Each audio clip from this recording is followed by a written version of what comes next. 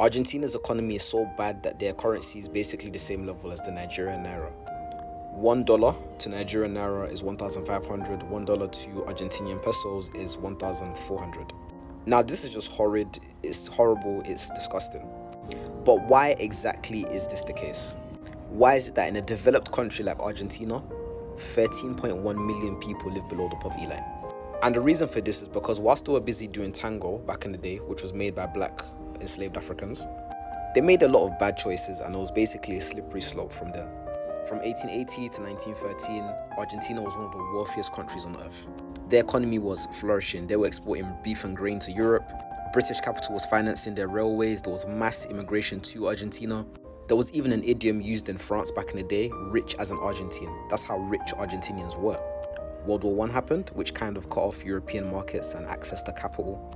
And I'm talking 1914 to 1929. And then you had the Great Depression in 1930. The Great Depression collapsed commodity prices in Argentina, and then a military coup took over.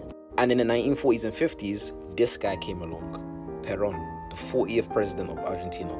And this man fucked Argentina's economy to the point where it hasn't been able to properly recover. This man took money from farming, the one thing Argentina was actually good at, and used it to fund city workers and factories.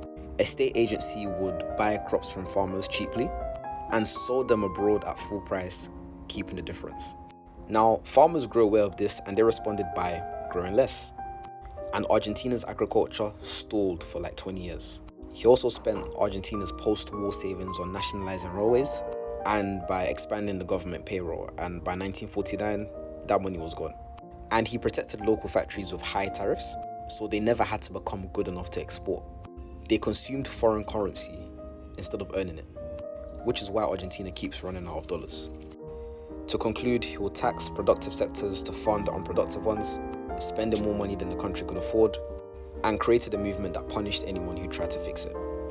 Now, Messi has an estate in Argentina and Spain and America and the UK, I think. But I guarantee you, he spends more time in America.